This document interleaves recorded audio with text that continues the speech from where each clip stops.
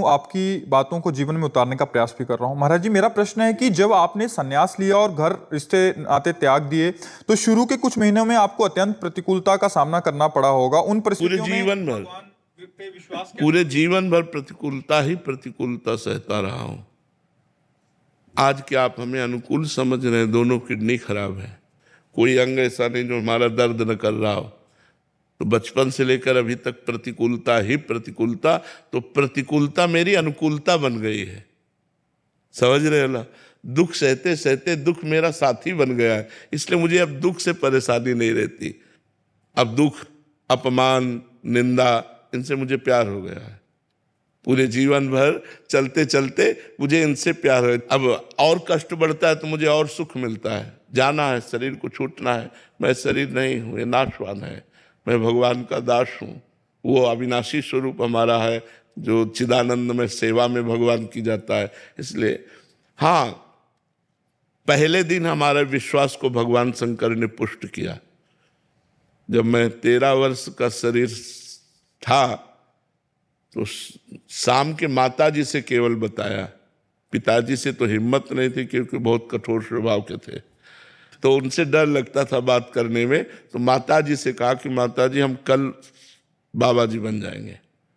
अरे बाबा जी बन जाएंगे। उन्होंने विनोद समझा और हमारी बात बन गई, क्योंकि उन्होंने विनोद समझा। अगर सीरियस समझती तो रो देती या कुछ हमको आदेश करती, और उन्होंने विनोद समझा तो ध्यान ही नहीं दिया।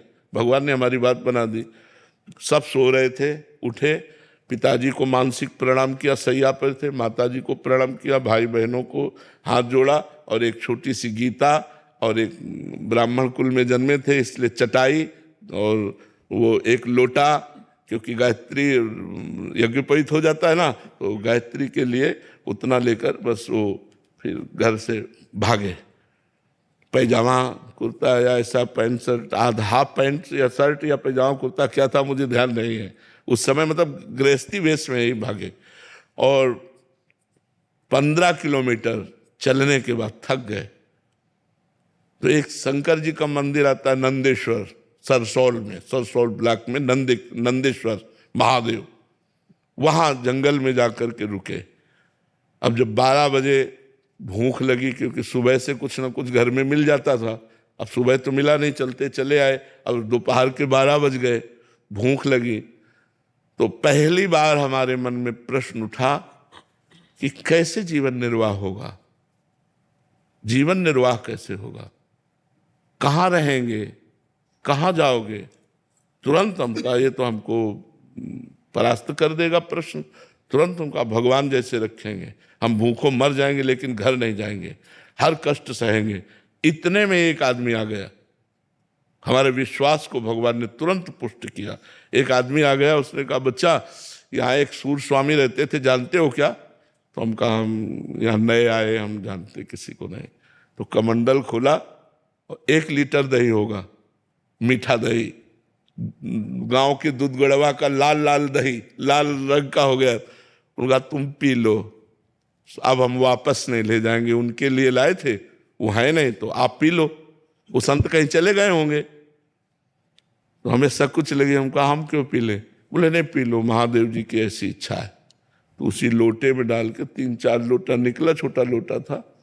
और जब वो गए तो 1 लीटर दही में खूब छक गए ना, बस जो ही गए सो शंकर जी के ऐसे पिंडी को पकड़ के खूब रोए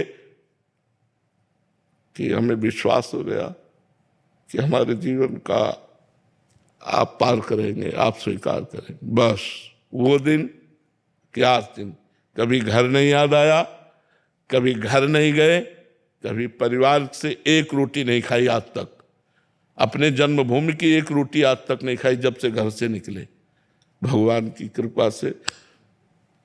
तो बहुत बड़ी जीवन यात्रा कट गई। अब बताओ, हम किसी आश्रम या ऐसा हमारा उद्देश्य नहीं रहा, इसलिए हम कहीं रुकते नहीं थे। 1 दिन रुके, 2 दिन रुके, 4 दिन रुके, कोई विरक्त स्थान और भजनानंदी संत तो फिर साल 2 साल रुक जाते, जैसे सैनपुर में रुके, निम्बुआ घाट में रुके, ऐसे ऐसे स्थानों में रुके, घटिया घाट में रुके।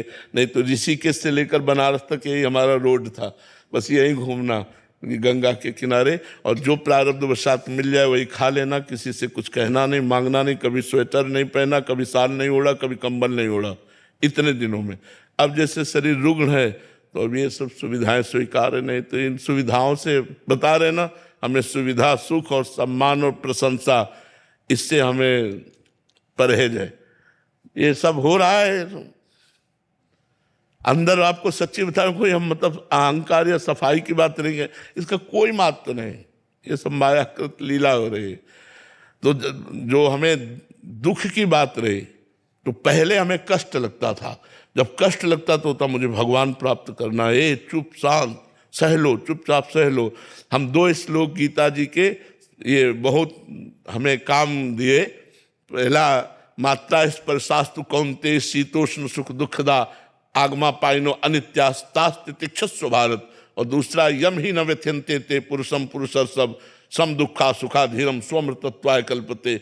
जहां हमारा मन हमको विचित करता, सो इन श्लोक को इनका अर्थ विचार करने लगते। भगवान ने कहा, ए चुप शांत सह सह सह सहते सहते सहते सहते भगवान ने श्री धाम वृंदावन का वास देकर अब यहाँ पूर्णता कर दी।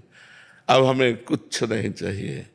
अब हमारे अंदर की कोई सांसारिक मांग नहीं रह गई कि अब हमको ये सुख सुविधा मिले या कुछ। बस एक ही बात रह गई कि मैं प्रभु को कहीं भूल न जाऊं। एक डर बना रहता है, मैं कहीं इस बाजार में अपने प्रभु को न भूल जाऊं। इसलिए उनसे यही प्रार्थना करते रहते कि पूरे जीवन आपके चरणों में गया, अब कहीं आखिरी में लाके ऐसी खंदक में मत डाल देना कि आपको भूल जाए। यश कीर्ति प्रशंसा सब वैभव, कहीं ऐसा न हो नाथ आपको भूल जाए, क्योंकि हमारा लक्ष्य ये नहीं है। हमारा लक्ष्य आप है, आपको कभी भूलूं नहीं। तो दुख तो हमारे जीवन का मित्र रहा है, और वही मित्र हमको भगवान से जोड़ दिया।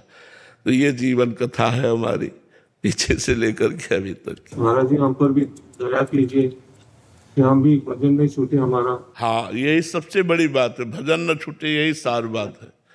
सार बात यही कि महाराज जी, संसारिक जीव जो हम जैसे हैं, उनको तो एकांत काटने को दौड़ता है महाराज जी। हमें समाज काटने को दौड़ता है। मैं आपको हमारा मन जो है वो सही पूछो तो आज हमारा मन उस बात को लेकर के ललचाता है जिस बात को भगवान ने हमें पहले दिया था। जो गंगा किनारे का जीवन था, उस बात को लेकर ललचाता है, लेकिन अब हम असमर्थ हैं। अगर हमारा शरीर स्वस्थ होता तो आपको सही कहते हैं, ये सौभाग्य आप लोगों को ना मिलता। हमको ये सब अच्छा